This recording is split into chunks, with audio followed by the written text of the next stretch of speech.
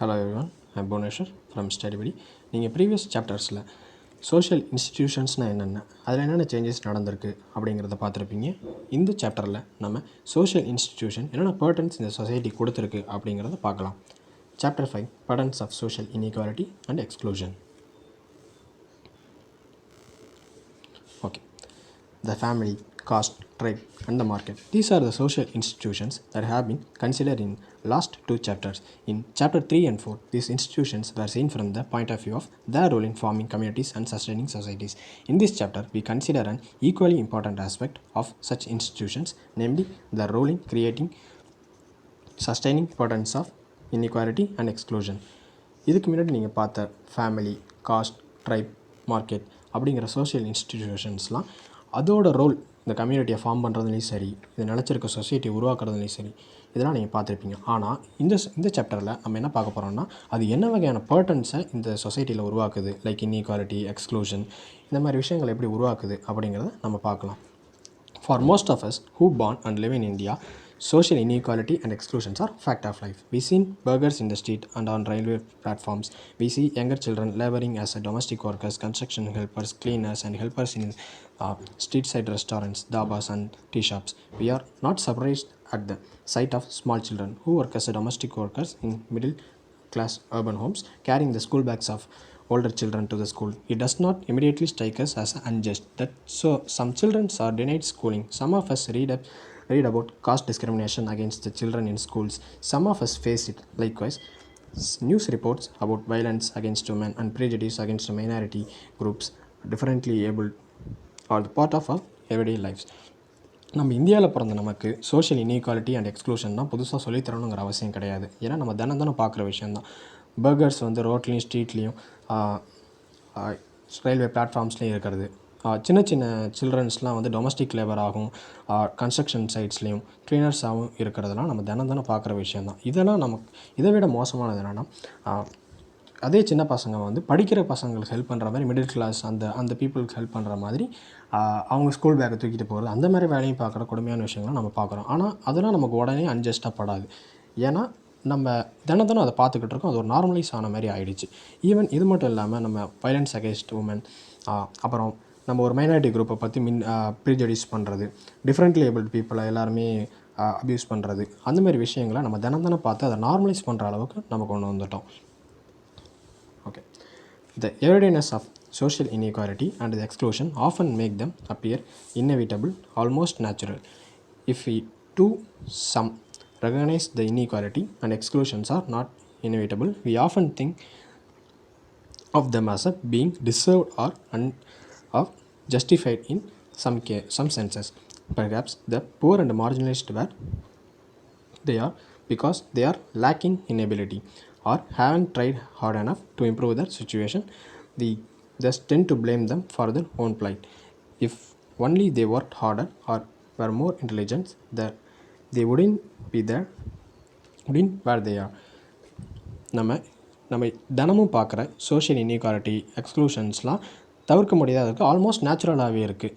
நம்ம வந்து எப்போதுமே என்ன நினைக்கிறோம் அப்படின்னா, அவங்க அப்படி இப்போ வரைக்குமே அவங்க ரொம்ப இதாக இருக்காங்க, ரொம்ப கீழே இருக்காங்க, ரொம்ப வந்து வேலை பார்க்காம ஒரு பெரிய இடத்துக்கு போகாமல் இருக்காங்கன்னா அவங்க டிசர்வ் பண்ணுறாங்க. ஏன்னா அவங்க ஹார்ட் ஒர்க் பண்ணுறது கிடையாது அப்படின்னு சொல்லி நம்ம அவங்கள ப்ளேம் பண்ணுவோம். நம்ம ஒரு பொது ஜனமாக நம்ம அதை பார்க்கும்போது அவங்க ஒரு ஹார்ட் ஒர்க் பண்ணலை அப்படிங்கிறத நம்ம நினைப்போம். அவங்க வந்து இன்டெலிஜென்ட்டாக இல்லை, அவங்க அதுக்கான ஹார்ட் ஒர்க் போடலை அப்படிங்கிறத நம்ம நினைப்போம். A closer examination will show that few work harder than those who are located at the lower ranks of society. As a South American proverb says, if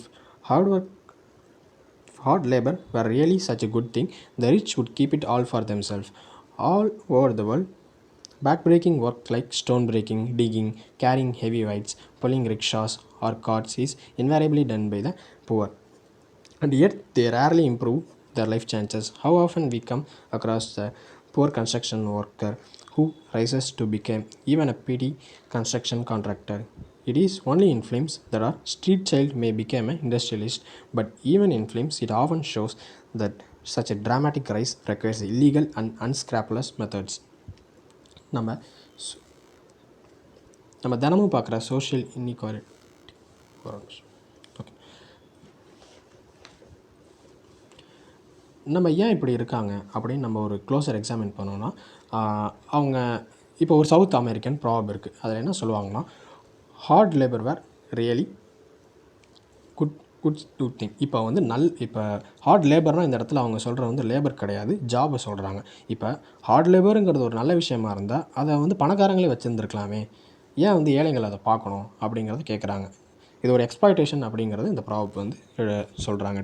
இதை வச்சு இந்த மாதிரி ரொம்ப கஷ்டமான வேலை, ஸ்டோன் பிரேக்கிங், டிக்கிங் அந்த மாதிரி வேலையெல்லாம் புவர் தான் பார்க்குறாங்க. அவங்க ரொம்ப அரிதில் மரிதாக தான் அவங்க வந்து மேலே எழுந்துச்சி வராங்க. ஒரு இண்டஸ்ட்ரியலிஸ்ட் ஆகிறதும் சரி, அதெல்லாம் ரொம்ப ரொம்ப ரேராக தான் இருக்குது. ஈவன் படத்துலலாம் காட்டும் போது ஒரு ஸ்ட்ரீட் சைல்டு வந்து ஒரு பெரிய ஆள் ஆகிறதோ அந்த மாதிரிலாம் நம்ம பார்க்கும்போது அதுக்கு வந்து ஒரு அவங்களே என்ன காட்டுவாங்கன்னா, ஒரு இல்லீகல் ப்ராக்டிஸ் அவங்க பண்ணி வரதாக தான் காட்டுவாங்களே தவிர நியாயமாக வரதாக காட்ட மாட்டாங்க. ஓகே, இந்த ஆக்டிவிட்டி 5.1 அப்படிங்கிறத நீங்கள் பார்த்தீங்கன்னா, நீங்கள் தினம் இருக்கிறவங்க நீங்கள் மீட் பண்ணுற புவர் பீப்புள், உங்கள் நெய்பர்ஹுட்டில் உள்ள பீப்புள்ஸ், அவங்கள நீங்கள் இன்ட்ராக்ட் பண்ணி பார்க்கணும். அவங்கள்ட்ட நீங்கள் இந்த மாதிரி சில கொஷின்ஸ் கேட்கலாம். என்னென்னா, நீங்கள் எவ்வளோ நேரம் ஒர்க் பண்ணுறீங்க, நீங்கள் நீங்கள் அதை கேட்குறது மட்டும் இல்லாமல் அவங்க என்னென்ன எப்படி டயர்டாக இருக்காங்களா, ஸ்ட்ரெஸ்ஃபுல்லாக இருக்காங்களா, இல்லை அன்ப்ளசண்ட்டாக இருக்காங்களாங்கிறத நீங்கள் நோட் பண்ணிக்கிட்டே வந்தீங்கன்னா உங்களுக்கு ஒரு ஐடியா கிடைக்கும். அவங்க இப்போ இதுவே பார்த்தீங்கன்னா, ஒரு பணக்காரங்க வீட்டில் வந்து அன்எம்ப்ளாய்டாக இருப்பாங்க. அவங்களுக்கு அது பெரிய இம்பேக்ட் இருக்காது. ஆனால் ஒரு புவராக இருக்கிறவங்க அன்எம்ப்ளாய்டாக இருந்தால் அவங்களுக்கு பெரிய இம்பேக்ட் இருக்கும். இதெல்லாம் ஏன், இதோட காரணங்கள் என்னென்ன, அன்எம்ப்ளாய்மெண்ட்னா என்ன அப்படிங்கிற விஷயத்தெல்லாம் நீங்கள் பார்த்தீங்கன்னா உங்களுக்கு ஒரு ஐடியா கிடைக்கும். அதை வச்சு தான் இப்போ அடுத்த பேராகிராஃபில் சொல்கிறாங்க. Activity 5.1 invites you to rethink the widely held common sense view that hard work alone can improve an individual's life chances. It is true that the hard work matters, and so does individual ability. If all other things were equal, then personal effort, talent, luck, and would surely account for all differences between the individuals. But as it almost always the case, all other things are not equal. It is non-individual or group differences that explain social inequality and exclusion. இப்போ நீங்கள் 5.1 அந்த activity நீங்கள் interact பண்ணி பார்த்தாலே தெரியும். ஒரு common sense view, நம்ம சின்ன வயசுலேருந்து நம்ம என்ன நமக்கு சொல்லி கொடுத்துருப்பாங்களோ, நம்ம பெருசாக நம்ம ஆராயாத ஒரு பொதுஜனம் பேசுகிற விஷயம் தான் காமன் சென்ஸ் வியூ அப்படின்னு சொல்லுவாங்க. நீங்கள் ஃபர்தராக சோஷியல் நீங்கள் பார்க்கும்போது இதை நல்லாவே பார்ப்பீங்க. இல்லை காமன் சென்ஸ் வியூனாலே உங்களுக்கு நார்மலாக தெரியும், ஒரு காமன் சென்ஸ் இருக்காதான்னு கேட்போம்ல, அந்த மாதிரி. ஒரு இண்டிவிஜுவல் லைஃப்பை ஒரு படிக்கு மேலே கொண்டு வரதுக்கு அவனோட ஹார்ட் ஒர்க் மேட்டர் தான், அவனோட லக்கும் தேவை தான், அவனோட டேலண்ட்டும் முக்கியம்தான். ஆனால் இது எல்லாமே ஈக்குவலாக எல்லார்ட்டையும் இருக்கிறது கிடையாது. அது மட்டும் இல்லாமல் அவனுக்கு இதெல்லாம் தாண்டி வேற ஒரு விஷயம் தேவைப்படுது. அவனுக்கு வந்து ரிசோர்ஸ் இருக்கிறது கிடையாது. அந்தமாதிரி விஷயத்தை தான் இதில் சொல்கிறாங்க.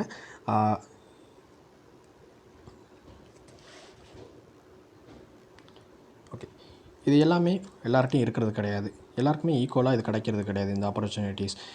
இந்த குரூப் டிஃப்ரென்ஸ் தான் நம்ம வந்து சோஷியல் இன்இக்வாலிட்டியும் எக்ஸ்க்ளூஷனையும் கற்றுக்க நமக்கு உதவ போகுது.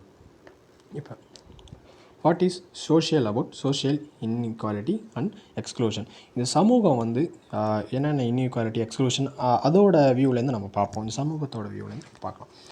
The question being asked in the section has three broad answers which may be stated briefly as follows. First, social inequality and exclusion are the social because they are not about individuals but about groups.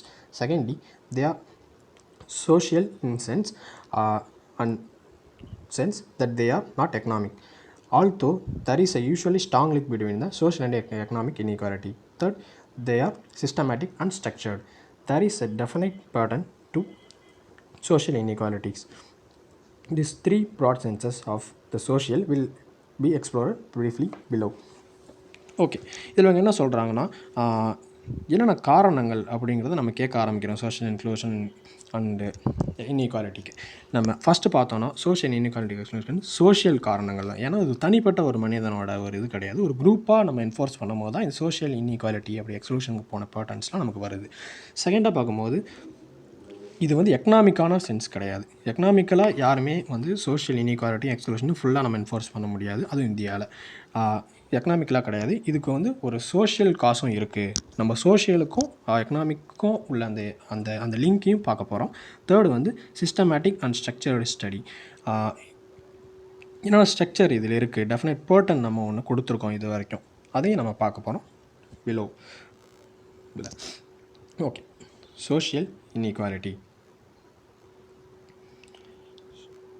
Social inequality. In every society, some people have a greater share of valued resources, money, property, education, health, and power than others. These social resources can be divided into three forms of capital: economic capital in form of material assets and income, cultural capital such as education, qualification, and status, social capital in form of network of contacts and social associations. Often these three forms of capital overlap and one can be converted into other. For example, a person from a well-off family, economic capital, can afford expense high education, so can acquire cultural and educational capital. Some with influential relatives and friends, social capital, may through access to a good advice, recommendations, or informations, manage to get a well-paid job. இந்த இதில் என்ன சொல்கிறாங்கன்னா, இப்போ எல்லா சொசைட்டிலையும் சரி ஒரு common shared resource அப்படிங்கிறது இருக்கும், ஒரு வேல்யூட் ரிசோர்ஸ் இருக்கும். அந்த ரிசோர்ஸ் வந்து மணி மட்டும் கிடையாது. மணி, ப்ராப்பர்ட்டி, எஜுகேஷன், ஹெல்த், பவர், இந்த மாதிரி விஷயங்கள். உங்களோட ஹெல்த் கூட ஒரு ரிசோர்ஸ் தான். உங்கள் எஜுகேஷன் ஒரு ரிசோர்ஸ் தான். அது மாதிரி இந்த சோஷியல் ரிசோர்ஸஸ் அப்படின்னு சொல்லுவாங்க. இந்த சோஷியல் ரிசோர்ஸஸை 3 ஃபார்ம்ஸாக பிரிப்பாங்க. 3 forms of capital. First capital வந்து economic capital in form of material and assets and income. Assets and income இதெல்லாம் வந்து எக்கனாமிக் கேபிட்டல். உங்களை எக்கனாமிக்கலாக சப்போர்ட் பண்ணுற ஒரு முதலீடு, ஒரு கேபிட்டல் உங்கள் கையில் இருக்கிறது. கல்ச்சுரல் கேபிட்டல் அப்படிங்கிறது வந்து என்னென்னா, நம்ம எஜுகேஷ்னல் குவாலிஃபிகேஷன் அண்ட் ஸ்டேட்டஸ்.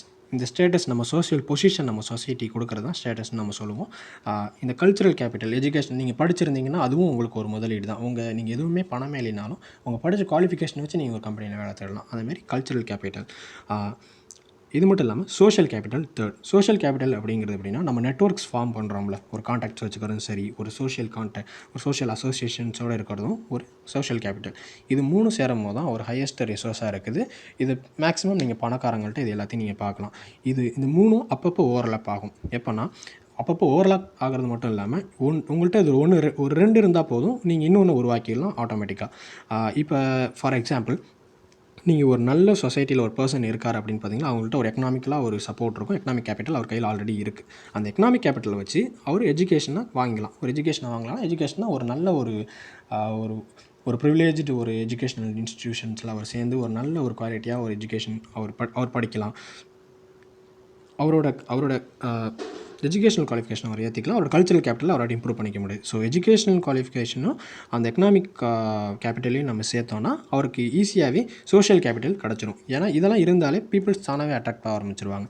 அதேமாதிரி இப்போ இதுவுமே இல்லைனாலும், ஒரு பணமே இல்லைனாலும், இப்போ ஒருத்தவங்களுக்கு கான்டாக்ட்ஸ் இருந்தாலே போதும், அவங்களாட்டி ஒரு நல்ல ரெக்கமெண்டேஷன்ஸ், ஒரு நல்ல ஒரு குட் அட்வைஸ் நீங்கள் வாங்க முடியும். ஒரு நல்ல பேசுகிற திறமை இருந்தாலும் சரி, அவங்களுக்கு ஒரு சோஷியல் கேபிட்டல் இருந்தாலும் அதை வச்சு அவங்க ஒரு எஜுகேஷனல் குவாலிஃபிகேஷனை அவங்க அட்டென்ட் பண்ணிடலாம். அதோட சேர்த்தா அப்படின்னா அவங்களுக்கு ஈஸியாகவே ஒரு வேலையை வாங்கிடலாம். அவங்க ஒரு கான்டாக்ட்ஸ் இருந்தாலே போதும். இப்போ நீங்கள் UPSC படிக்கிறீங்க அப்படின்னா உங்களுக்கு ஒரு கான்டாக்ட் இல்லைன்னா, உங்களுக்கு யாருமே ரெக்கமெண்ட் பண்ணலைன்னா உங்களுக்கு ரொம்ப கஷ்டமாக இருக்கும் படிக்கிறது. இதுவே ஒரு அட்வைஸ் இருக்குது, ஒரு இன்ஸ்டியூஷன் இருக்குது, உங்களுக்கு ஒரு ஃப்ரெண்ட் இருக்காங்க, படிக்கிறவங்க இருக்காங்க, அவங்கள்ட்ட அவங்க கூட இன்ட்ராக்ட் பண்ணும்போது உங்களுக்கு ஒரு இன்ஃபர்மேஷன் கிடைக்குது. இன்ஃபர்மேஷனும் ஒரு ரிசோர்ஸ் தான்.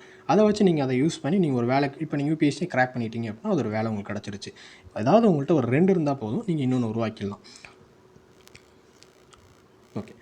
The patterns of unequal access to the social resource are commonly called the social inequality. Some social inequality refers the innate differences between the individuals. For example, their varying abilities and efforts. Someone may be endowed with the exceptional intelligence or talents, or may have worked very hard to achieve their wealth and status. However, by and large, social inequality is not the outcome of innate or natural differences between people, but it is produced by the society in which they live.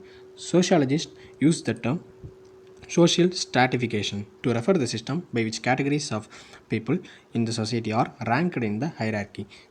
This hierarchy then shapes people's identity and experiences, their relations with others, as well as their access to the resources and opportunities. These 3 key principles help explain social stratification. இப்போ என்னென்னா, இப்போ நம்ம இந்த ரிசோர்ஸ்லாம் பார்த்தோம்ல, இது எல்லாருக்குமே ஈக்குவலாக இருக்கிறது கிடையாது. இதை தான் நம்ம என்ன சொல்லுவோம்னா, இந்த பேட்டர்ன், நம்ம இந்த unequal access to the social resource தான் நம்ம என்ன சொல்லுவோம் அப்படின்னா சோஷியல் இன்இக்வாலிட்டி அப்படிங்கிறது நம்ம சொல்லுவோம்.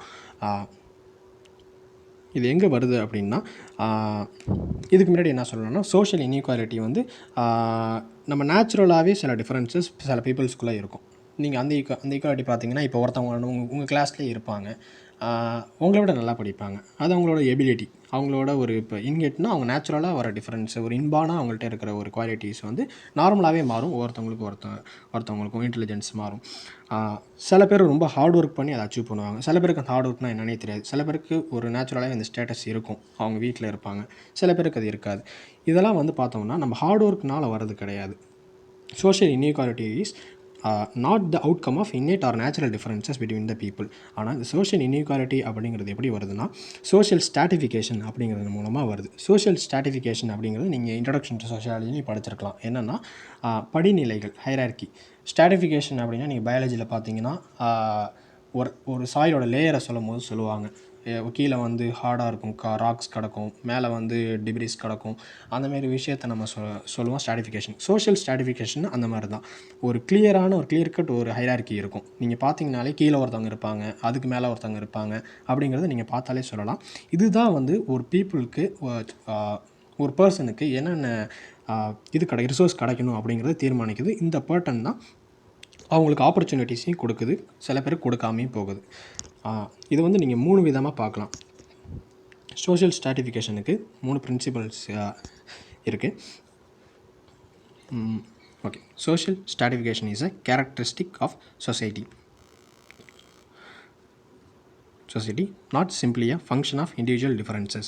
Social stratification is a society-wide system that unequally distributes social resources among the categories of people. In most technology, the primitive societies, hunting, gathering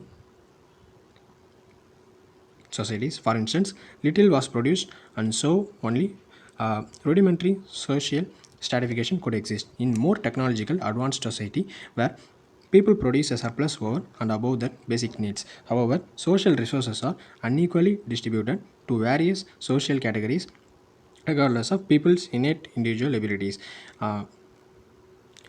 இந்த social stratification அப்படிங்கிறது வந்து ஒரு சொசைட்டியோட கேரக்டர். இது வந்து ஒரு இண்டிவிஜுவல் டிஃப்ரென்ஸ் கிடையாது, ஒரு இண்டிவிஜுவலை பேஸ் பண்ண கிடையாது. இந்த சொசைட்டியோட கேரக்டர்னு சொல்லுவாங்க.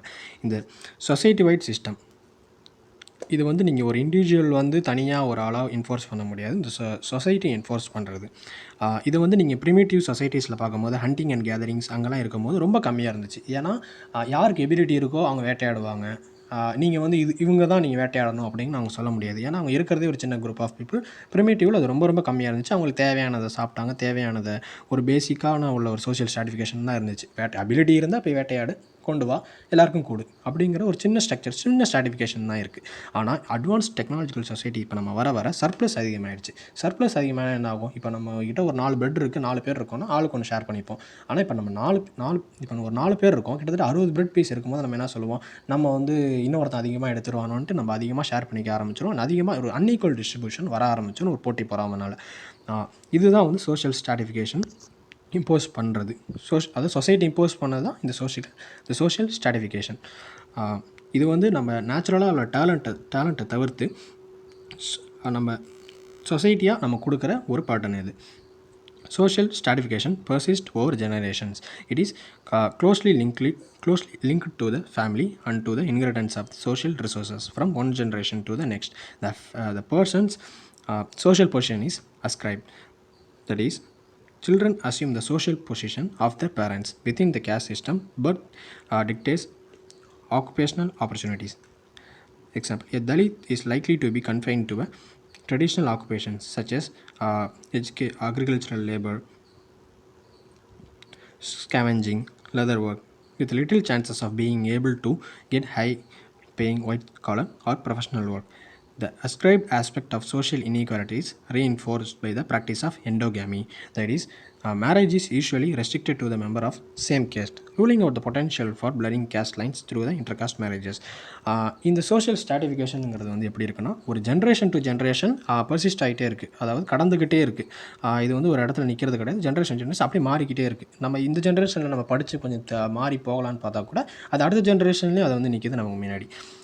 அது எப்படின்னு பார்த்தோன்னா, இப்போ ஒரு சில்ட்ரன் வந்து ஒரு ஒரு ஸ்டேட்டஸ், இப்போ ஒரு பேரண்ட் இருக்காங்க, ஒரு டாக்டரோட பையன் அப்படின்னு பார்க்கும்போது அவருக்கு என்ன ஒரு வேல்யூ கொடுக்குறாங்களோ அதில் அட்லீஸ்ட் ஒரு பாதியாவது அந்த பையனுக்கு கொடுப்பாங்க, அந்த அவரோட பையனுக்கு கொடுப்பாங்க. இந்த இந்த ஸ்டேட்டஸை வச்சு நம்ம டிசைட் பண்ணலாம். ரெண்டாவது இந்த கேஸ்ட் சிஸ்டம் வந்து நம்மளோட ஆக்குபேஷனையும் ஆப்பர்ச்சுனிட்டியும் தீர்மானிக்குது இந்த சோஷியல் ஸ்ட்ராட்டிஃபிகேஷனில். இது எப்படி ஜென்ரேஷன் தாகுதுன்னா கேஸ்ட் வழியாகவும் தாகுது. இப்போ ஒரு தலித் இருக்காங்க அப்படின்னா ஒரு செட் ஆஃப் கம்யூனிட்டி பீப்புள் அவங்களுக்கு வந்து சில ட்ரெடிஷ்னல் ஆக்குபேஷன்ஸ் அப்படின்ட்டு அக்ரிகல்ச்சரல் லேபர், ஸ்கேவெஞ்சிங்னா சாக்கடையை தூர்வாடுறது, கீழே இறங்கி லெதர் ஒர்க், அந்தமாரி வேலையெல்லாம் அந்த குரூப் ஆஃப் பீப்புள் மட்டும்தான் பார்க்குறாங்க. ஏன்னா அவங்களுக்கு வந்து ஒரு ஈஸியாக வேறு ஒரு ஹையர் பொசிஷன் போக முடியறது கிடையாது. அவங்களுக்கு ஆப்பர்ச்சுனிட்டி ரொம்ப ரொம்ப கம்மியாக இருக்குது.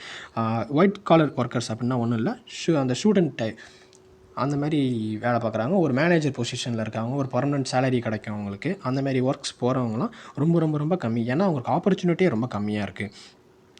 இது இன்னொரு வகையாக அப்படி கேஸ்ட் சிஸ்டத்தில் நம்ம இது வந்து ஃபாலோ பண்ணுறாங்க. இந்த சோஷியல் ஸ்ட்ராட்டிஃபிகேஷன் எப்படி உருவாகுதுன்னா எண்டோகேமி ப்ராக்டிஸ் பண்ணுறதுனால. எண்டோகேமி அப்படிங்கிறத நீங்கள் முன்னாடி படிச்சிருக்கலாம், இருந்தாலும் சொல்கிறேன்.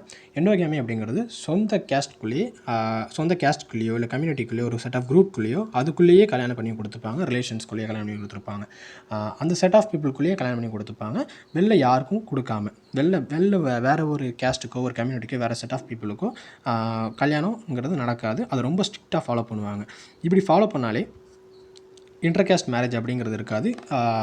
அப்புறம் இந்த லைன் நம்ம உருவாக்கலாம், அந்த ஒரு ஹைரார்க்கி உருவாக்குறாங்களே, அந்த ஹைரார்க்கிங்கிறது உடையாமே போய்டுது. கடைசி வரைக்கும் ஒரு செட் ஆஃப் பீப்புள் தான் வேலை பார்க்கணும், ஒரு செட் ஆஃப் பீப்புள் தான் மேனேஜர் பொசிஷனில் இருக்கணும் அப்படிங்கிற ஒரு இது வந்து ஜென்ரேஷன் டு ஜென்ரேஷனாக உருவாகிட்டு இருக்கு. Third, the social stratification is supported by the patterns of belief and ideology. No system of social stratification is likely to persist over generation unless it widely viewed as being either fair or inevitable. The caste system, for example, is justified in terms of opposition of purity, pollution, with the Brahmins designated as the uppermost and Dalits is the most inferior by the virtue of their birth and occupation. Not everyone, though, thinks of the system is inequality as legitimate. Typically, persons with the greatest social privileges express the strongest support for the systems of stratification such as caste and race. Those who have experienced the exploitation and humiliation being at the bottom of the hierarchy are mostly likely to challenge it. இப்போ social stratification அப்படிங்கிறது வந்து patterns உருவாக்குது. ஆனால் பேட்டர்ன்ஸுங்கிறதுக்கு ஒரு கொள்கை, ஒரு belief இல்லைன்னா அந்த சோஷியல் ஸ்ட்ராட்டிஃபிகேஷனும் இருக்காது. எந்த ஒரு சோஷியல் ஸ்ட்ராட்டிஃபிகேஷனும் ஜென்ரேஷன் டு ஜென்ரேஷன் வந்து ஒரு ஐடியாலஜி இல்லாமல் போகாது. அதை நம்ம எப்படி பார்ப்போம்னா, அந்த ஐடியாலஜி வந்து நம்ம ஃபேர்னு பார்த்தா மட்டும்தான் அதை நம்ம ஏற்றுப்போம் இல்லையா? அப்படி தான் இப்போ இருக்குது. பொதுஜன வியூவில் பார்க்கும்போது இதை வந்து ஓகே, இந்த சோஷியல் ஸ்ட்ராட்டிஃபிகேஷனுங்கிறது வேணும், நம்ம கம்யூனிட்டிக்குள்ளே நம்ம கல்யாணம் பண்ணணும் அப்படிங்கிற சில செட் ஆஃப் ஐடியாலஜிஸை அவங்க ஃபாலோ பண்ணிக்கிட்டே இருக்காங்க. இப்போ நீங்கள் பார்த்தீங்கன்னா பியூரிட்டி அண்ட் பொல்யூஷன்ஸ்லாம் சில செட் ஆஃப் பீப்புள் வந்து ஃபாலோ பண்ணுவாங்க. அவங்க என்ன சொல்லுவாங்கன்னா, அவங்களோட ஜஸ்டிஃபை பண்ணுவாங்க. எப்படி பண்ணுவாங்கன்னா, இப்போ கோயிலில் இருக்காங்க, கோயிலுக்குள்ளே ஏன் வரக்கூடாதுன்னு சொன்னாங்கன்னா, அந்த செட் ஆஃப் பீப்புள் வந்து வயல்லையும் இடத்துலையும் வேலை பார்த்துட்டு வந்து கை கால் கழுவாமல் வந்துடுறாங்க, உள்ளே வந்து அழுக்காயிடும். அதை தான் வந்து பொல்யூஷன், பியூரிட்டி அப்படின்னு சொல்கிறது. அவங்க வந்து சுத்தம் இல்லாமல் இருப்பாங்க, அவங்க வந்து வேர்வை வாடை அடிக்கும் அப்படின்னு சொல்லி அவங்க எக்ஸ்க்ளூட் பண்ணிடுவாங்க. ஆனால் நீங்கள் ஒரு ரேஷனலாக யோசிச்சு பார்த்தீங்கன்னா தெரியும், அவங்க என்ன தான் அவங்க வேலை பார்த்தாலும் சரி, நீங்கள் கை கால் கழுவிட்டு இல்லை குளிச்சுட்டு இல்லை ஈவினிங் அந்த கோயிலுக்குள்ளே போனாலும் அவங்க விட மாட்டாங்க. அவங்க என்ன சொல்லுவாங்க, நீங்கள் அழுக்காக இருக்க அப்படின்னு சொல்லி அவங்க ஒரு ப்ரீஜுடிஸ் பண்ணுறது, இவங்கனால இப்படி தான் இருப்பாங்க அப்படின்னு சொல்லி ஒரு பொல்யூஷன் பியூரிட்டி டேர்ம்ஸை உருவாக்கி சில செட் ஆஃப் பீப்புளை வெளியே நிப்பாட்டி வச்சிடுறாங்க. ஒரு சில பிராமின்ஸ் அப்படிங்கிற கம்யூனிட்டி வந்து இப்போ வரைக்குமே சுப்பீரியர் பொசிஷனில் இருக்காங்க. தலிட்ஸ் அப்படிங்கிற கம்யூனிட்டி வந்து இன்னமும் ஒரு லோ இதுலேயே வச்சுருக்காங்க. காரணம் என்னன்னா, இந்த ப்ரீஜுடிஸால் மட்டும்தான். அப்படின்னா என்ன நினைக்கிறாங்கன்னா, எல்லாருமே வந்து இது காமனான வியூவில் நீங்கள் பார்த்தீங்கன்னா, ஓகே இதெல்லாம் வந்து கரெக்டு தான் போல், எல்லாருமே இது தானே சொல்கிறாங்க, ஒரு டாப்பில் உள்ளவங்களே இது தானே சொல்கிறாங்க அப்படிங்கிறத நம்ம ஃபாலோ பண்ணுறோம். ஒரு ரேஷனலாக யாரும் பார்க்குறது கிடையாது. ஒரு ஐடியாலஜியை எல்லாம் ஃபாலோ பண்ணுறோம், கொஞ்சம் கண்மூடித்தனமாக அதை நம்ம ஃபாலோ பண்ணுறோம். காஸ்ட்டு, ரேஸு அப்படிங்கிற ரேஸ்னால் ஒன்றும் இல்லை, ஒரு இனத்தை வச்சு நம்ம பிரிக்கிறது. இப்போ எப்படி இந்தோ ஆரியன் சொல்கிறோம், நம்ம இங்கே திராவிடன் சொல்கிறோம், அந்த மாதிரி ரேஸை வச்சும் பிரிக்கிறாங்க இந்த மாதிரி கண்மூடித்தனமாக. இதை வந்து யார் மாற்றணும்னு நினப்பான்னா, யார் இதனால் ரொம்ப அடிபட்டு ஒரு ஹியூமிலியேஷன்ஸை எக்ஸ்பீரியன்ஸ் பண்ணாங்களோ அவங்க மாற்றணும்னு நினப்பாங்க. இல்லை ரேஷனலாக புரிஞ்சுக்கிட்டவங்க மாற்றணும்னு நினப்பாங்க. ஆனால் இந்த ஹையர் பொசிஷனில் இருக்கிறவங்க, ஏன்னா இதனால தான் அவங்க பெனிஃபிட் ஆகிருக்காங்க, இந்த ஆப்பர்ச்சுனிட்டிஸ்லாம் அவங்களுக்கு இதனால தான் கிடச்சிருக்கு, இந்த சோஷியல் ஸ்ட்ராட்டிஃபிகேஷன் இருக்கிறதுனால தான் அவங்க மேலேயே இருக்காங்க. அவங்களுக்கு ஒரு ஒரு ஒரு ஆப்பர்ச்சுனிட்டி நிறையவே கிடைக்கிது. அவங்க எதுக்கு அதை மாற்றிக்கணும்னு நினைக்க போகிறாங்க? அவங்க மாற்றக்கூடாதுன்னு நினைக்கிறாங்க. மேக்ஸிமம் இந்த அடிப்பட்டவங்க தான் இதை மாற்றணும் அப்படின்னு நினைக்கிறாங்க. ஏன்னா இவங்களுக்கு ஆப்பர்ச்சுனிட்டிஸ் கிடைக்கிறதில்ல, unjust. Okay. Often we discuss the social exclusion and the discrimination as though they pertain to differential economic resources alone. This, however, is only partially true. People often face discrimination and exclusion because of their gender, religion, ethnicity, language, caste, disability. Thus, women from a privileged background may face sexual harassment in public places. A middle class professional from a minority, religious or ethnic group may find it difficult to get accommodation in the middle class colony, even in metropolitan city. People often harbor prejudices about other social groups. So each of us grow up as a member of community from which we acquire ideas from just about our community, our class, our gender, because all about others. But all about others. Often these ideas reflect prejudices. இதில் என்ன சொல்கிறாங்கன்னா, இந்த social exclusion, discrimination இதெல்லாம் வந்து economical ரிசோர்ஸால் மட்டும் வரது கிடையாது. இது வந்து இது என்ன தான் வரும், ஸோ எக்கனாமிக்கல் ரீசன்னால் வரும். ஆனால் அது வந்து ஒரு பகுதியான உண்மையை தவிர முழுக்க இது உண்மை கிடையாது. ஏன்னா நம்ம காஸ்ட் வைஸ் மட்டும் இல்லாமல் இங்கே வந்து நிறைய வகை பிரிவினைகள் இருக்குது. என்னென்னா, இப்போ ஒரு ஜெண்டரை வச்சு ஒருத்தவங்களை மேல் மஸ்குலினிட்டி காட்டுறது, ரிலீஜியன் வச்சு இன்னொருத்தவங்க ஒரு டாமினண்ட்டான ரிலீஜனை வந்து ஒரு மைனாரிட்டியான ரிலீஜன் அட்டாக் பண்ணுறது, எத்தினிசிட்டி பேசிஸில். இப்போ நீங்கள் நார்த் ஈஸ்ட் ரீஜன்லாம் போனீங்கன்னா ட்ரைபல்ஸ்குள்ளேயே பிரச்சனை வரும். ஏன்னா அங்கே உள்ளவங்களே எத்தினிசிட்டியில் நீ வந்து என் இடத்துக்குள்ளே வந்துட்ட, நீ இங்கே வந்துட்ட. இப்போ கர்நாடகா, தமிழ்நாடு இஷ்யூவாக இருக்கட்டும், அந்த மாதிரி எத்தினிசிட்டி பேசிஸ்லேயும் வருது, லாங்குவேஜ் பேசிஸ்லேயும் வருது, கேஸ்ட் டிசபிலிட்டி மூலமாகவும் வரும். ஒரு சில இடத்துலலாம் ஏன் வந்து நல்லா இருக்கணும் உட்கார வைக்க வேண்டியது, ஏன் ஃபிசிக்கலி சேலஞ்சை உட்கார வைக்கிறீங்க இந்த இடத்துல அப்படின்னு சொல்லி அவங்கள கொஷின் பண்ணுறது, அவங்களோட இன்னெபிலிட்டியை பார்க்காம அவங்கள நம்ம ப்ரீஜடியூஸ் பண்ணிடுறது. ஈவன் வந்து என்ன தான் நம்ம எக்கனாமிக் ரிசோர்ஸை நீங்கள் சொன்னாலும், இப்போ ஒரு பெரிய ஸ்டார்ஸ், பாலிவுட் ஸ்டார்ஸ்லாம் நீங்கள் பார்க்குறீங்க, அவங்க நடிக்கிறதுக்கே போதும் அவங்களுக்கு அதிகமான காசு வரும். ஆனால் அவங்களே வந்து என்ன ரிப்போர்ட் பண்ணுறாங்கன்னா, செக்ஷுவல் த்ரெட்ஸ் வந்து எனக்கே டேரெக்டாகவே கொடுக்குறாங்க, என்னோட இன்ஸ்டாகிராம்லேயும் டெலகிராம்லேயும் வந்து டேரெக்டாகவே கொடுக்குறாங்க. அவங்க ஓப்பனாகவே சொல்கிறாங்க, அவங்க விமன்கிற ஒரே காரணத்தினால அவங்கள ஈஸியாக அப்யூஸ் பண்ண ட்ரை பண்ணுறாங்க, ஹராஸ் பண்ணுறாங்க பப்ளிக்லி. அது வந்து இவங்க மணி இருக்கிறதுனால கிடையாது. இது ஒரு பொதுஜன பறவையில் மேல்னா இப்படி தான், ஃபீமேல் தான் அப்படிங்கிற ஒரு ப்ரீஜுடிஸ் முன்னாடியிலேருந்து இருக்குது. இப்போ மிடில் கிளாஸ் பீப்புளும் சரி, மைனாரிட்டி ரிலீஜியஸ் பீப்புள், நான் முன்னாடி சொன்ன மாதிரி அவங்களுக்குலாம் வந்து இப்போ நீங்கள் ஒரு மெட்ரோபாலியன் சிட்டி போயிட்டீங்க அப்படின்னாலும் நீங்கள் சொல்லலாம், வில்லேஜில் தானே இந்த கேஸ்ட் டிஸ்கிரிமினேஷன்ஸ்லாம் இருக்குது, பெரிய டவுன்ஸ்லாம் இருக்காது நீங்கள் நினச்சிங்கன்னா, நீங்கள் ஒரு வீடு வாங்க போனாலும் சரி, ஒரு டவுனில் நீங்கள் போனாலும் சரி, ஒரு சிட்டியில் நீங்கள் போய் வாங்க போனாலும் சரி, ஒரு மேக்ஸிமம் செட் ஆஃப் பீப்புள் வந்து சில கம்யூனிட்டிக்கு தான் கொடுப்பாங்க, சில ரிலீஜியன் பீப்புளுக்குள்ளவங்க தான் தருவாங்க. இன்னமும் அதை ஃபாலோ பண்ணிக்கிட்டு இருக்காங்க. அதுதான் சொல்லியிருக்காங்க. நீங்கள் ஒரு சாதாரண ஒரு கம்யூனிட்டி கேஸ்ட் மட்டும் கிடையாது, ஜெண்டர், அதை இன்னும் நிறைய விஷயத்தை வச்சு இந்த ப்ரீஜுடிஸஸ் பண்ணிக்கிட்டே தான் இருக்காங்க. இப்போ ப்ரீஜுடிஸ் அப்படின்னா நம்ம என்னென்னு பார்ப்போம். Prejudice refer to the preconceived opinions or attitudes held by the members of one group towards another. The word literally means prejudgment, that is, an opinion formed in advance of any familiarity with the subject before considering any available evidence.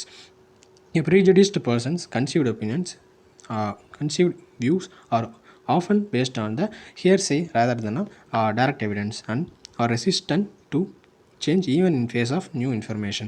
Prejudice may be either positive or negative. Although the word is generally used for negative prejudgments, it can also apply to favorable prejudgment. For example, a person may be prejudiced in favor of members of his or her own caste or group, and without any evidence believe them to be superior to members of the other caste or groups. இந்த ப்ரீஜுடிஸை வந்து நீங்கள் வெளில பார்க்குறத விட நீங்கள் கிராமங்களில் அதிகமாக பார்க்கலாம். என்னென்னா, ப்ரீஜுடிஸ் அப்படிங்கிறது ஒன்றும் பெருசாக இல்லை. ப்ரீஜுடிஸ் அப்படிங்கிற வார்த்தையில் நீங்கள் பிரிச்சிங்கன்னா, முன்னாடியே ஒருத்தவங்களை ஜட்ஜ் பண்ணிடுறது, அவங்கள வச்சு அவங்கள்ட்ட நம்ம பேசாமையோ ஒரு கேரக்டர் அவங்க பற்றி தெரிஞ்சுக்காமலையோ நம்மளை முன்னாடியே அவங்களோட ஒப்பீனியன் வந்து நம்ம மனசுக்குள்ளேயே வந்து ஓஹோ இவன் இப்படி தானா, ஓஹோ இவன் இப்படி அப்படிங்கிறத நம்ம ஒப்பீனியன், நம்ம ஒரு ப்ரீகன்சீவ்டு ஒப்பீனியன் அப்படிங்கிறது ஃபிக்ஸ் பண்ணிடுறது ஒரு ப்ரீ ஜட்ஜ்மெண்ட் அப்படின்னு சொல்லலாம். இது எப்படி வரும்னா, நம்ம ஒரு கம்யூனிட்டிலையோ இல்லை ஒரு செட் ஆஃப் குரூப் பீப்புளோ இருக்கும்போது நம்ம கற்றுக்கிறது மட்டும் இல்லை, அவங்க சொல்கிறத கேட்போம். இந்த இவங்களே இப்படித்தான் அப்படின்னு நம்ம சொல்கிறத கேட்கும்போது தான் ப்ரீஜடிஸ் அப்படிங்கிறது உருவாக்குது. மேக்ஸிமம் இந்த ப்ரீஜடிஸ் வந்து இதில் நல்லதும் இருக்குது, கெட்டதும் இருக்குது. மேக்ஸிமம் எப்போ வரும்னா, அது கெட்டதை டிஃபைன் பண்ணுறதுக்கு தான் இது யூஸ் பண்ணுவாங்க இந்த வேர்டை. நீங்கள் பார்க்கலாம். இப்போ என்ன சொல்லலாம், அந்த இப்போ உங்கள் கம்யூனிட்டி பீப்புள், இப்போ ஒரு செட் ஆஃப் கம்யூனிட்டி பீப்புள் இருக்காங்க. அவங்க வந்து இன்னொரு கம்யூனிட்டி பீப்புள் பார்க்கும்போது அவங்க கூட சேரணும்னு நினைக்க மாட்டாங்க. ஃபஸ்ட்டு வந்து இந்த காஸ்ட் கம்யூனிட்டிங்கிறது ஒரு செட் ஆஃப் பீப்புள் வந்து இன்னொருத்தவங்க கூட இன்டர்மிங்கிள் ஆகக்கூடாதுங்கிறது தான் ஒரு பேசிக் ஐடியாலஜி நம்ம முன்னாடி பார்த்த மாதிரி. அப்படி பார்க்கும்போது இவங்க என்னென்ன சொல்லியிருப்பாங்க, நம்ம காஸ்ட்லேயும் நம்ம கம்யூனிட்டிலையும் வந்து நம்ம இப்படி அப்படி நம்ம சுப்பீரியர், அவங்களோட நம்ம பெரிய ஆளுங்க, நம்ம வந்து அவங்களுக்கு என்றைக்குமே கம்மியானவங்க கிடையாது, நம்ம தான் டாப்பு அப்படிங்கிற ஒரு மனப்பான்மையை உருவாக்குறாங்க. இது பாசிட்டிவ்லையும் சொல்லலாம், நெகட்டிவ்லையும் சொல்லலாம். நெகட்டிவில் எப்படின்னா, நம்ம இன்னொரு கம்யூனிட்டியை நம்ம பார்க்கும்போது, இன்னொரு செட் ஆஃப் குரூப்பில் நம்ம பார்க்கும்போது நம்ம இன்ஃபீரியராக பார்ப்போம். நம்ம தான் சுப்பீரியர் அப்படிங்கிற ஆங்கிளில் பார்ப்போம். இதுதான் நம்ம ப்ரீஜடிஸ் அப்படின்னு சொல்கிறது. பார்த்தாலே நம்ம எக்ஸாம்பிளுக்கு நீங்கள் என்ன சொல்லலாம், ஒரு மேரேஜ் நடக்குது அப்படின்னா அவங்களோட கேரக்டர் என்னங்கிறத பார்க்க மாட்டாங்க. அவங்க வந்து இந்த கம்யூனிட்டியா, இந்த காஸ்ட்டா, அப்போ இவங்க வந்து நல்லவங்களாக தான் இருப்பாங்க, இவங்க வந்து சுப்பீரியராக தான் இருப்பாங்க அப்படின்னு ப்ரீஜடிஸ் பண்ணுறது. Okay, next. Prejudice are often grounded in stereotypes, fixed and inflexible characteristics of a group of people. Stereotypes are often applied to ethnic and racial groups and to women. In a country such as India, which was colonized for a long time, many of these stereotypes are partly colonial creations. Some communities were characterized as a martial races. Some others are effeminate or cowardly. Yet others are untrustworthy. In both English and Indian fictional writings, we often encounter an entire group of people are classified as lazy or cunning. It may intended to be true that some individuals are sometimes lazy. But such of the general statement is true of individuals in every group. Even for such individuals, it is not true at all time. The same individual may be both lazy and hardworking at different times. Stereotypes fix whole groups into single homogeneous categories. They refuse to recognize the variation across the individuals and across context or across time. They treat an entire community as though it were a single person with a single all-encompassing triad characteristic. இதில் என்ன சொல்கிறாங்கன்னா, ப்ரீஜடிஸ் அப்படிங்கிறது உங்கள் stereotype அப்படின்னு சொல்லுவாங்க. Stereotypes அப்படிங்கிறது நீங்கள் முன்னாடி இப்போ படிச்சிருக்கீங்கன்னா படிக்கலாம் சொல்கிறேன். ஸ்டீரியோடைப்புங்கிறதுனா ஒரு ஃபிக்ஸ்டு ஒப்பீனியன். இப்போ ஒரு பையன்னா அழுகக்கூடாது, ஒரு பொண்ணுன்னா வீட்டு வேலை தான் பார்க்கணும் அப்படிங்கிறது தான் ஸ்டீரியோடைப். ஒரு ஃபிக்ஸ்டு பொசிஷனை நம்ம வந்து அவங்க மைண்ட்லேயோ நம்ம சோஷியல் ஸ்ட்ரக்சர்லேயோ நம்ம வச்சுருப்போம். அதுதான் ஸ்டீரியோடைப். இவங்க வந்து இதை தான் பண்ணணும், கேர்ள்ஸ் வந்து ட்ரெஸ் வந்து பாய்ஸ் மாதிரி பண்ணக்கூடாது, பாய்ஸ் வந்து கேர்ள்ஸ் மாதிரி ட்ரெஸ் பண்ணக்கூடாது அப்படிங்கிற சில விஷயங்களை நம்ம புகுத்திக்கிட்டே இருப்போம். அதுதான் வந்து ஸ்டீரியோடைப். நீங்கள் இதை பண்ணக்கூடாது, ஒரு ஃபிக்ஸ்ட் அண்ட் இன்ஃப்ளெக்சிபிள், அதை வந்து நீங்கள் மாற்ற முடியாது அப்படிங்கிற மாதிரி சொல்கிறது தான் ஸ்டீரியோடைப். இது வந்து மேக்ஸிமம் எங்கெங்கே அப்ளை பண்ணுவாங்கன்னா, ஒரு எத்தனிக் ரேஷியல் குரூப்ஸ் மேலே அப்ளை பண்ணுவாங்க, விமன் மேலே அப்ளை பண்ணுவாங்க. நான் சொன்ன மாதிரி ஈவன் வந்து பார்த்திங்கன்னா, இப்போ நீங்கள் சினிமாவில் பார்க்கும்போதும் சரி, ஒரு செட் ஆஃப் ஆட்ரிபியூட்ஸ் வச்சுருப்பாங்க. ஒரு ஹீரோயினாக நடிக்கிறதுக்கு செட்டன் ஆட்ரிபியூட்ஸ் வச்சுருப்பாங்க. அவங்க வந்து ஒயிட்டாக இருக்கணும்னு எதிர்பார்ப்பாங்க. செட் ஆஃப் ஒரு இது வச்சுருப்பாங்க. இதுதான் ஸ்டீரியோடைப். நீங்கள் வந்து ஒரு நார்மலான நம்ம தினம் பார்க்குற ஒரு சாதாரண மக்கள் வந்து நீங்கள் சினிமாவில் பார்க்க முடியாது. ஏன்னா அவங்க ஒரு செட் ஆஃப் ஆட்ரிபியூட்ஸ் வச்சுட்டு அப்படி தான் அதை ஃபாலோ பண்ணணும் அப்படிங்கிறத ஒரு சொசைட்டியில் திணிக்கிறாங்க. லைக் வந்து இப்போ வந்து இது எங்கே ஆரம்பிக்குது, இந்த ஸ்டீரியோடைப்ஸ் மேக்ஸிமம் இந்த மாதிரி ப்ரீஜடிஸ் எங்கே ஆரம்பிக்குதுன்னா, கொலோனியல் டைம்ஸ்லேயே ஆரம்பிக்குது. அவங்க தான் மேக்ஸிமம் இதை என்ஃபோர்ஸ் பண்ணிட்டு போகிறாங்க. எப்படின்னா, சில கம்யூனிட்டிஸ் வந்து நீங்கள் தான் வந்து மார்ஷியல் ரேசஸ் அப்படின்னா என்ன, நீங்கள் தான் ரொம்ப பிரேவான ஆளுங்க, நீங்கள் தான் சண்டை போடுறீங்க அப்படின்னு சொல்லி ஆர்மியில் அவங்கள அதிகமாக இண்டக்ட் பண்ணுறது, அந்த மாதிரி பண்ணுறது. சில பேரை வந்து நீங்கள்லாம் எஃப்எம்ஏட் அப்படின்னா வந்து அன்மேன்லின்னு சொல்லுவாங்க. கவர்ட்லி, நீங்கள் வந்து ரொம்ப தைரியமே இல்லாதவங்க. இந்த பாருங்கள், எஃப்எம்ஏட் அப்படின்னு சொல்லும் போது நீங்கள் வந்து அன்மேன்லி அப்படிங்கிறது என்ன சொல்கிறாங்க, நீங்கள் வந்து பொண்ணு மாதிரி நடந்துக்கிறீங்க, பொண்ணுனாலே பிரேவ் கிடையாது அப்படிங்கிறத இப்படி மீன் பண்ணுறாங்க. ஒரு இன்டெரக்டாக இந்த வேர்டை வச்சு இன்னொருத்தவங்கள ஸ்டீரியோடைப் பண்ணுறது. நீங்கள் வந்து உங்களால் நம்பவே முடியாது, நீங்களாம் அன்ட்ரஸ்ட் வர்த்தி அப்படின்னு சொல்லி ஒவ்வொரு கம்யூனிட்டியை பிரித்து வச்சுட்டு பிரிட்டிஷ் போயிட்டாங்க. அதான் in both Indian and English and Indian fictional writings we are often encounter people of classified as lazy and cunning. சில குரூப்ஸை வந்து நீங்கள் மூவிலையும் சரி இல்லை சில ஸ்டோரிஸ் ரைட்டிங்ஸ்லையும் சரி நீங்கள் பார்க்கும்போது இவங்கனால இப்படி தான், இவங்க வந்து நம்ப முடியாது, இவங்க வந்து நம்மளை ஏமாற்றிடுவாங்க, ரொம்ப ஸ்லையாக இருப்பாங்க, நம்மளை டிசெப்டிவாக நம்மளை பண்ணிடுவாங்க அப்படின்னு ரொம்ப ஈஸியாகவே அவங்களோட வியூவை சொல்லிட்டு போயிடுவாங்க, எந்த ஒரு ரேஷ்னல் பேசிஸும் இல்லாமல். இதை தான் நம்ம வந்து ஸ்டீரியோடைப்ஸ் அண்ட் ப்ரீஜடிஸ் அப்படிங்கிறத நம்ம சொல்லலாம்.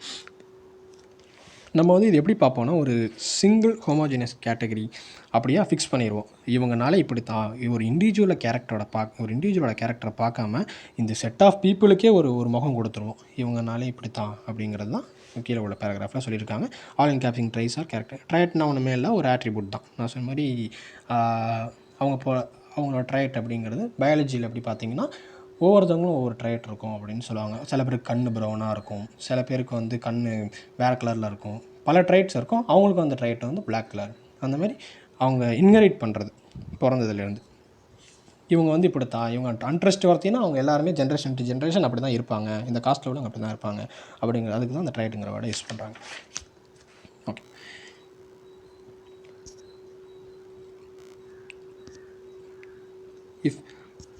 If prejudice describes attitudes and opinions, discrimination refers to the actual behavior towards another group or individual. Discrimination can be seen in practices that disqualify members of one group from opportunities open to others, as when a person is refused a job because of their gender or religion. Discrimination can be very hard to prove because it may not be open or explicitly stated. Discriminatory behavior or practices may be presented as motivated by other, more justified reasons rather than prejudice. For example, the person who is refused a job because of the caste may be told that they were less qualified than others and that the selection was done purely on merit. இதில் என்ன சொல்கிறாங்கன்னா, முன்னாடி ப்ரீஜடிஸ் and stereotypes பார்த்தோம்ல, flexible கிடையாது, நீங்கள் வந்து இப்படி தான் ஃபாலோ பண்ணணும். இப்போ இது என்னன்னா டிஸ்கிரிமினேஷன். நெக்ஸ்ட் ப்ரீஜடிஸும் டிஸ்கிரிமினேஷன் கிட்டத்தட்ட ஒரே மாதிரி தான் இருக்கும். ஆனால் இதோட கேரக்டரிஸ்டிக் எப்படி மாறும்னா, ப்ரீஜடிஸுங்கிறது வந்து நீங்கள் ஆட்டிடியூட் ஒப்பீனியன் உங்கள் மைண்டுக்குள்ளே நடந்தால் அது ப்ரீஜடிஸ், நீங்கள் வந்து முன்னாடியே யோசிக்க ஆரம்பிச்சிடுறீங்களா, அது ப்ரீஜடிஸ். டிஸ்கிரிமினேஷன் என்னன்னா அந்த நீங்கள் மைண்டுக்குள்ளே நினச்ச விஷயத்தை வந்து வெளில அப்ளை பண்ணுறது, ஆக்ஷனாக நீங்கள் பிஹேவியராக இது பண்ணுறது தான் டிஸ்கிரிமினேஷன். இப்போ நீங்கள் ப்ரீஜுடிஸ் பண்ணால் நீங்கள் மனசுக்குள்ளே நினச்சிக்கலாம், ஓஹோ இவன் இப்படி தான் அப்படிங்கிற நினச்சிக்கலாம். அது பெருசாக யாரையும் அஃபெக்ட் பண்ண போகிறதில்ல. ஆனால் ஒரு பொதுஜன பறவையில் அது பெருசாக அஃபெக்ட் பண்ணும், ஒரு இண்டிவிஜுவல் பேசிஸில் அஃபெக்ட் பண்ணுது. ஆனால் டிஸ்கிரிமினேஷன் எப்படின்னா, இப்போ ஒரு வேலை இப்போ நீங்கள் ஒரு வேலை இருக்குது, ஒருத்தவங்க வந்து அந்த இடத்துல உட்காரணும். ஆனால் ஒரு ஆள் என்ன பண்ணுறாரு, ஓகே அவர் ப்ரீஜுடிஸ் பண்ண ஆரம்பிச்சிடுறாரு, இவங்க இந்த கேஸ்ட்டில் உள்ளவங்களாம் இருப்பாங்க போல் அப்படின்னு சொல்லி.